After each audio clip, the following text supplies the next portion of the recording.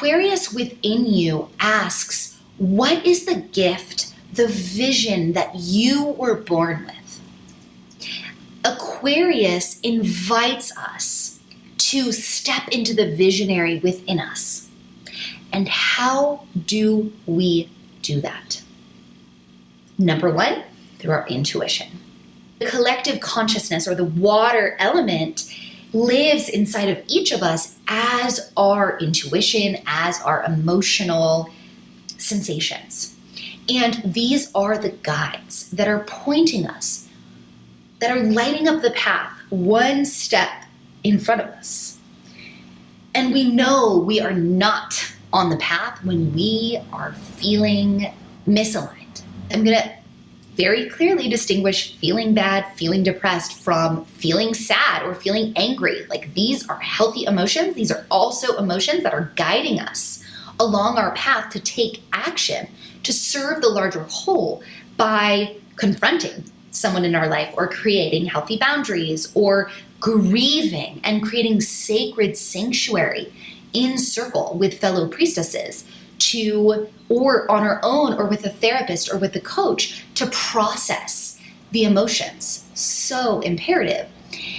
And yet we also know when we're misaligned, right? So there's something very different from like feeling our emotions and being in that water and letting it move through us and pass through us and cleanse us and purify us and teach us and shape us and strengthen us. And then there's like stuck, or there's like a lack of integrity, or there's inner misalignment. And these are two very different experiences. When we are feeling like, oh, I'm stuck, this is like, I'm stuck, that is a sign that we are prepared. This is time for our vision fast. This is time for our vision quest. This is time to look within, to the Aquarius within us, and to remember the vision that we were born with. You, sister, like all of us, have a purpose on this planet, and your purpose is not necessarily an action. It is a vibration, an embodiment, a way of being.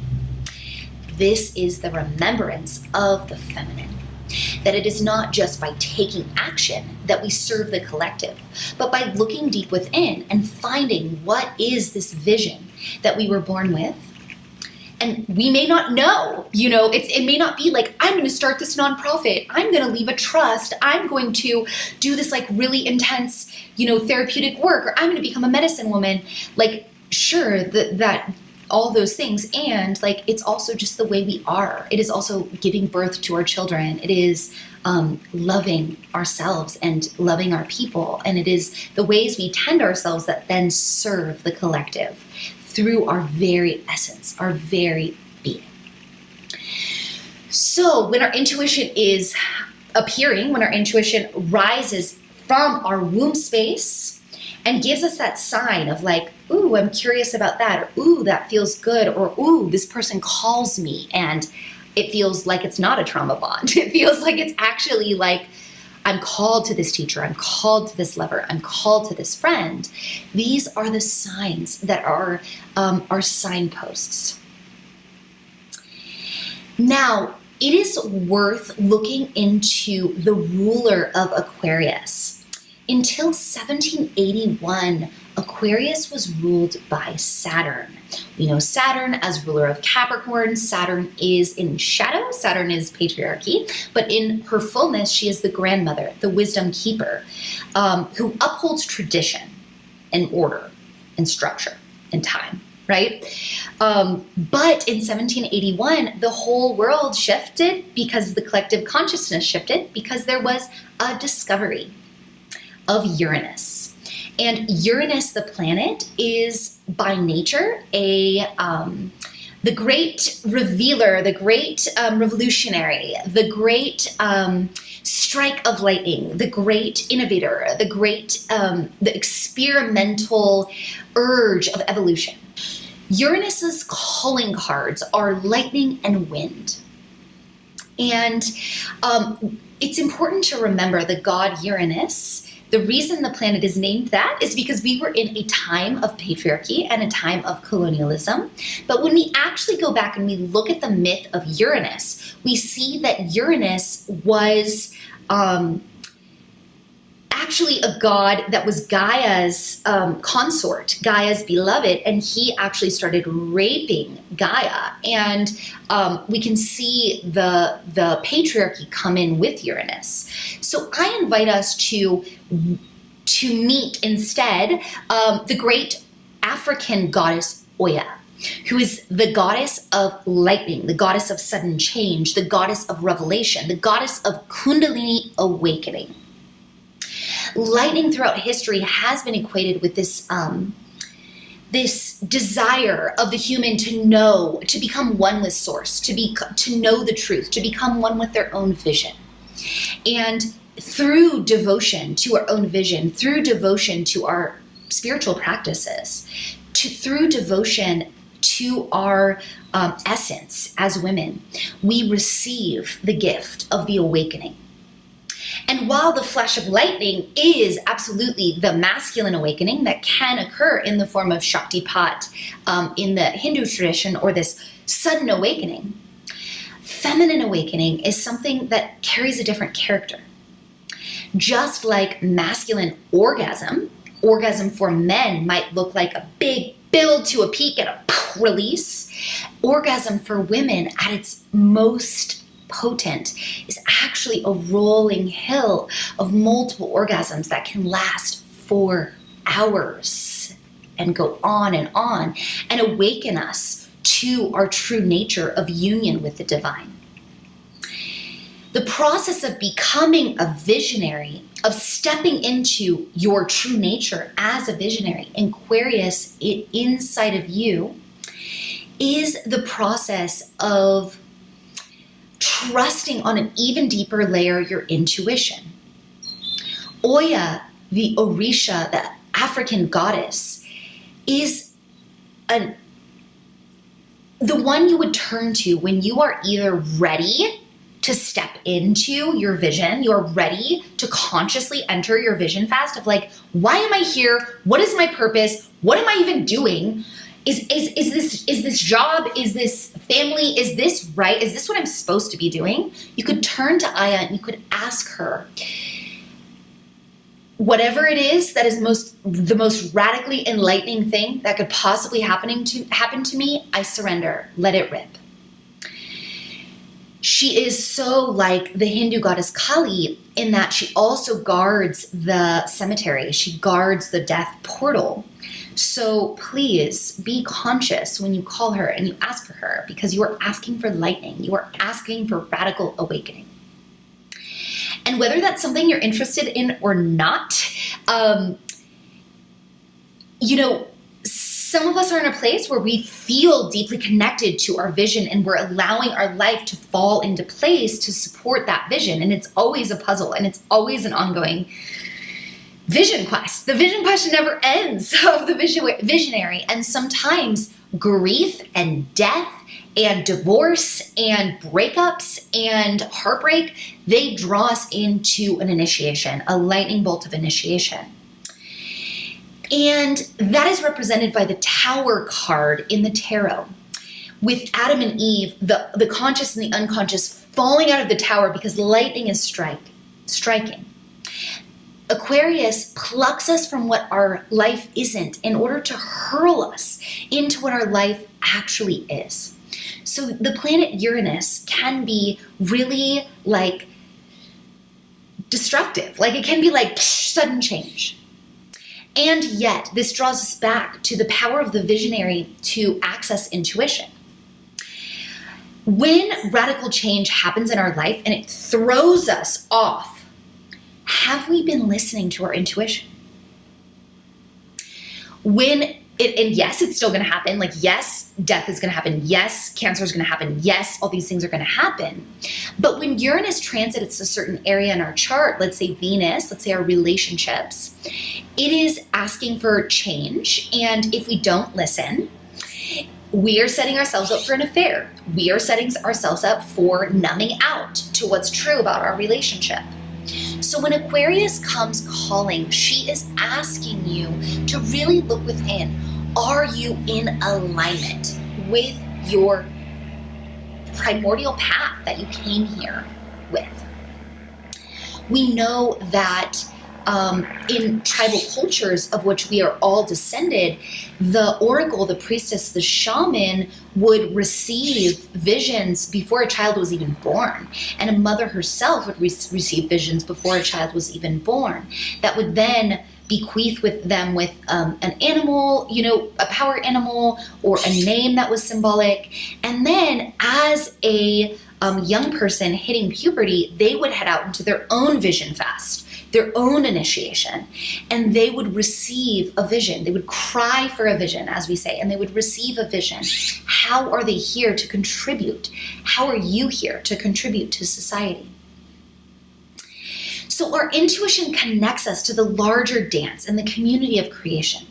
But when there's that niggling feeling inside that something's not right with our relationship and we just don't deal with it, it's like a little irritation, that is also Aquarius shadow energy. Because if we avoid and we numb out to those little irritations, like something's not right, my boss is always treating me like shit, but I'm just doing this because it's a good paycheck and it's like I got the benefits or whatever it is, or I'm comfortable in this relationship, or I'm comfortable in this region, but I know I'm meant to live here, then that lightning will strike. And revelation is inevitable. Like your soul's path is inevitable.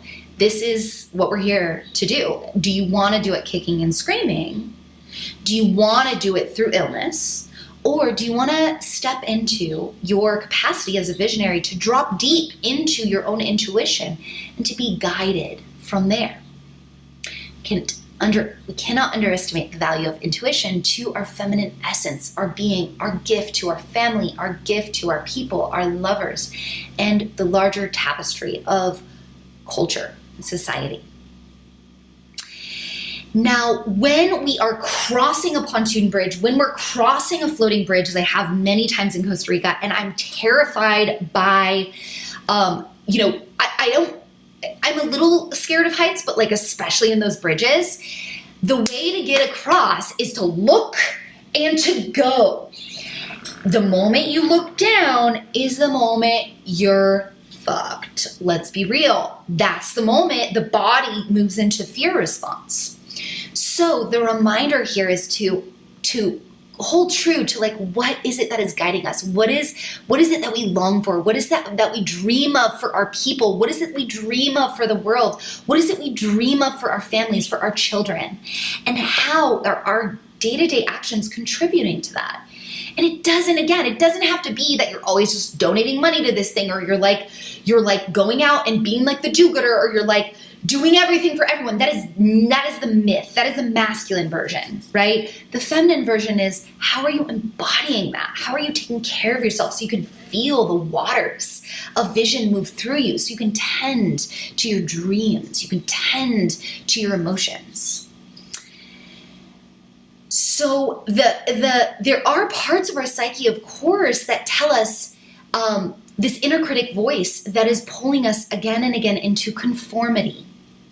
And often we've learned to conform as children just to survive in this society. It is a natural human instinct to want to be part of others. It is the most primal human fear to be isolated from the collective, because often we would just die if that occurred. We are pack animals. And yet, conformity is the greatest enemy of Aquarius visionary within us. If we are simply conforming, we are in hiding. Let this Aquarius full moon be a message to you. It is time for you to come out of hiding. It is time for you to let your freak flag fly. It is time for you to be in your authenticity and your uniqueness, so that other priestesses can find you, so that your true friends can find you. Because when we're wearing our invisible mask and we are just with the people who've been fed into our lives, or we are in the partnership that's just the one that is there, Our true people cannot find us. Our true beloved cannot find us. Our true work cannot find us. May we have compassion for ourselves in that dance, in that journey, because it is the vision fast. It is the vision quest. This is the work to meet that inner longing to be fully expressed and to be fully authentic and to be fully you with gentleness, and to feel moment by moment what is the next step on our path that our intuition is guiding us towards. Aquarius teaches us to beware of the reality police. The reality police is that part of ourselves that would rather die than change. And this is true individually as well as socially and collectively. And this part of us tricks us into a collusion with our own self-suppression. And the reality police in the larger cultural collective are those conservative forces that don't want to adapt and adjust to technology. So Aquarius rules technology, and we can even look back to the original technology of ritual, the original technology of breath work, the original technology of movement to shift and change our state of consciousness. And so where is, although there are maybe these larger forces of the reality police that maybe are like the forces who control the media, let's say, for example, how do we work with that? Sure, maybe you're like a global activist. That's freaking awesome. Like, yes, thank you for holding that vision for us. We need you. And we can work with it from here on the inside out. How are you policing your uniqueness? Because the gift of Aquarius is your unique thing. And if you are not bravely heading out, right? So that's what the Aquarian water bear did. She was brave enough and courageous enough to leave the society and the cultural norms in order to find what is true. And only once she went on her own initiation was she able to return with the gift that nourished the culture. Aquarius within you is this like inventor. Like it is like Thomas Edison who tried, I forget, but it's like 500 times to create a light bulb until he actually created a light bulb. And someone asked him how is it to fail 500 times? And he was like, what do you mean? I didn't fail 500 times. I succeeded. Like every time was just a step to get me to where I got. And we can really think of the energy at a party as like the first person to start dancing sets the tone for the rest. And it's scary sometimes to do that, but it's a gift to the collective and it liberates the party, right? Like may I always be that person who dances first, because it radiates out and it's for the good of the whole team. It is in fact our leadership that is expressed through our personal uniqueness. And that's why, of course, Aquarius lives on an axis with Leo. And that's why Aquarius full moon occurs during a Leo lunation. Always. This is the universal divine symmetry of creation that is the feminine. And Leo is that like leader on the stage and doing the thing. And Aquarius has that same urge towards service of the collective, but the leadership looks a little bit different. And yet we need both. And the full moon always invites us into an integration of these two archetypes within us. Leo, the wild one, has fun as she like has panache and theater as she's on stage. And Aquarius really asks us, like Aquarius can be really serious. And it's like very like, I'm committed to this thing and I'm going to do this thing. May your vision always be held by the feminine. May it always be informed by the juice. May you be soft in your body and your being and your essence as you deliver your gift to the culture through that very softness versus through the hero's journey, right? Of like, it's here and it's here. The heroine's journey is a circle. It is the cycle of the moon. And how do we know when we're on the right path? Synchronicity is our message that we are listening to our intuition, and it is our invitation to listen to our intuition. So synchronicity is the universe talking to us through the appearance of chance. And it is a meaningful coincidence that stirs the soul, offering a glimpse of our destiny. And this way of being in the world is very different from the way we are molded and shaped in the West, with this masculine, patriarchal, rationalist attitude. And yet we must step into the wisdom of the feminine to access that truth, the truth of our service. The wildness of Uranus, because Uranus is like the coyote. Uranus is like, oh, I don't give a crap about orthodoxy. I don't care how it's been done before. I'm going to do it differently because guess what? Innovation is moving through me. Like the current of invention and creation and expanded human consciousness and the consciousness of Gaia is moving through me. And so I am here to offer a new way of doing it. There is that wildness, and yet let's remember that Aquarius was originally ruled by Saturn. And so there is also that structure. And if we're so much in our Uranus, and a lot of priestesses do have strong Uranus in their chart, because in order to reclaim these ancient ways, we do need to think critically about the civilization we've lived in and our own life and the ways that we've been shaped and crafted that may or may not be serving us any longer. So the invitation of Uranus meeting Saturn in the realm of Aquarius is an invitation to be a disciplined wild person, to be in devotion to your vision. So it's not enough to have a vision, you must move towards that vision. And that means, and Uranus like hates time, right? And Saturn is time. And so it's like, where are we finding that balance where we're honoring our flow, our self-care, our moon cycle, what we feel in any moment, and also holding the structure so that we can actually manifest our purpose in actually like literal ways in the world, in the 3D. So I'm going to close by sharing my personal vision and relationship to Aquarius, and then giving you some affirmations before you head into your rituals and journal reflections. So I have, my rising sign is in Aquarius, and I have had a really hard time connecting to Aquarius in my life, because Aquarius is an air sign and I'm mostly water and fire. And yet maybe the most potent strain of me is actually carried in that Aquarius. And the rising sign is always like that which we're like moving into, right?